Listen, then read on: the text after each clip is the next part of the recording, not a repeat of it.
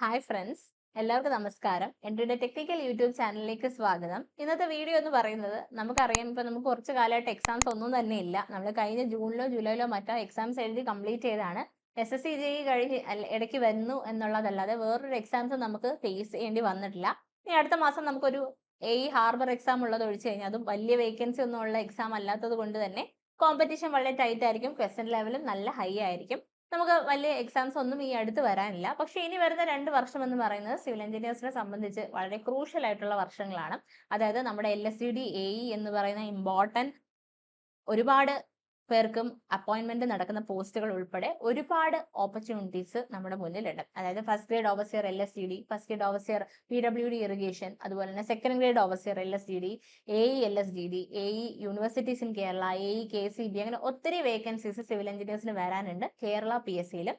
ഇത് കൂടാണ്ട് നമ്മൾ സെൻട്രൽ ഗവൺമെന്റ് ലെവൽ എക്സാംസ് എടുക്കുകയാണെങ്കിൽ RRB JE, അതായത് റെയിൽവേ റിക്രൂട്ട്മെന്റ് ബോർഡിൽ ജൂനിയർ എഞ്ചിനീയർ തസ്തിക, SSC JE CBT 2 അല്ലെങ്കിൽ ടയർ 2 നമുക്ക് ഇനി നടക്കാനുണ്ട് അടുത്ത വർഷത്തെ SSC JE.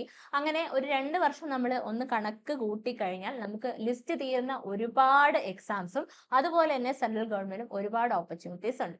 സോ ഈ എല്ലാ എക്സാംസിനും പഠിച്ചു തുടങ്ങാൻ പറ്റിയ ആപ്റ്റ് ആയിട്ടുള്ള സമയമാണ്. നമുക്ക് എക്സാം ഡേറ്റ് ഒന്നും വരാത്തത് കൊണ്ട് തന്നെ വലുതായി പ്രഷർ ബിൽഡ് ചെയ്യാതെ സിമ്പിൾ ആയിട്ട് അല്ലെങ്കിൽ റിലാക്സ്ഡ് ആയിട്ട് പഠിച്ചു തുടങ്ങാം. സോ ഇതിനായി എല്ലാ എക്സാംസിനും ഓരോ ലെവലാണ്, ഓരോ രീതിയിലുള്ള ക്വസ്റ്റ്യൻസ് ആണ് ചോദിക്കുന്നത്. ഓരോ തരത്തിലുള്ള പ്രിപ്പറേഷനും നമുക്ക് വേണം, എല്ലാവർക്കും അറിയാം. കാര്യം പഠിക്കേണ്ട കോൺസെപ്റ്റുകളെല്ലാം സെയിം ആണെങ്കിൽ കൂടി ചോദിക്കുന്ന ചോദ്യങ്ങളുടെ വ്യത്യാസം നമ്മൾ ഈ ഓരോ എക്സാംസിനും പല രീതിയിൽ തന്നെ പ്രിപ്പയർ ചെയ്യാം. സോ എല്ലാത്തിനും നിങ്ങളെ എക്വിപ്ഡ് ആക്കുന്ന രീതിയിൽ നമ്മൾ എൻട്രി ഒരു ഫൗണ്ടേഷൻ കോഴ്സ് സ്റ്റാർട്ട് ചെയ്തിട്ടുണ്ട്. മെയിൻലി നമ്മൾ ടാർഗറ്റ് ചെയ്യുന്ന BTech ഹോൾഡേഴ്സിനെയാണ്. റീസെന്റ് പാസ് ഔട്ട് ആവാം, അല്ലെങ്കിൽ നമ്മുടെ ഒരുപാട് പാസ് ഔട്ട് ആയി കഴിഞ്ഞ് ഒരു കരിയറിലേക്ക് ചേർന്ന് ഒരുപാട് സ്റ്റഡി ഗ്യാപ്പ് വന്നവരാവാം. അതായത് നമ്മൾ എക്സാംസിനൊന്നും ഈ അടുത്ത് നേരിട്ടിട്ടില്ലാത്തവരാവാം. ഇപ്പൊ എങ്ങനെയുള്ളവരാണെങ്കിൽ കൂടി നമ്മുടെ കോൺസെപ്റ്റുകൾ മനസ്സിലാക്കി ഫ്രം ദി സ്ക്രാച്ച് ഏതൊരു എക്സാമിനും നിങ്ങളെ തയ്യാറെടുപ്പിക്കുന്ന രീതിയിലാണ് നമ്മുടെ ഫൗണ്ടേഷൻ കോഴ്സ്. ഫൗണ്ടേഷൻ കോഴ്സ് നമ്മുടെ ഗോൾഡ് ബാച്ചിൽ നിന്ന് വ്യത്യസ്തമാക്കുന്ന കുറേ ഫീച്ചേഴ്സ് ഉണ്ട്. Like we are having 2 mentors, double mentorship ആണ് നമുക്കുള്ളത്. ഒന്ന് എൻ്റെ മെന്റർഷിപ്പും വേറെ നിങ്ങൾക്ക് ഒരു നോർമൽ ഒരു മെന്ററും ഉണ്ടായിരിക്കുന്നതായിരിക്കും.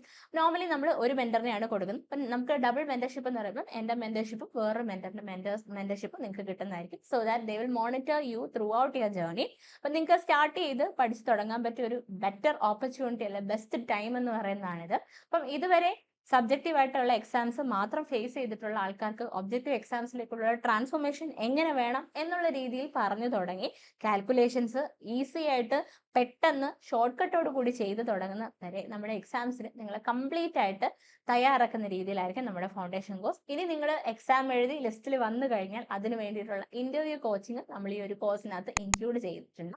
സോ നമ്മുടെ ഫൗണ്ടേഷൻ കോഴ്സിനെ കുറിച്ച് കൂടുതൽ അറിയാനായി താഴെയുള്ള ഡിസ്ക്രിപ്ഷൻ കൊടുത്തിട്ടുള്ള ഫോം ഫില്ല് ചെയ്യുക. Thank you all.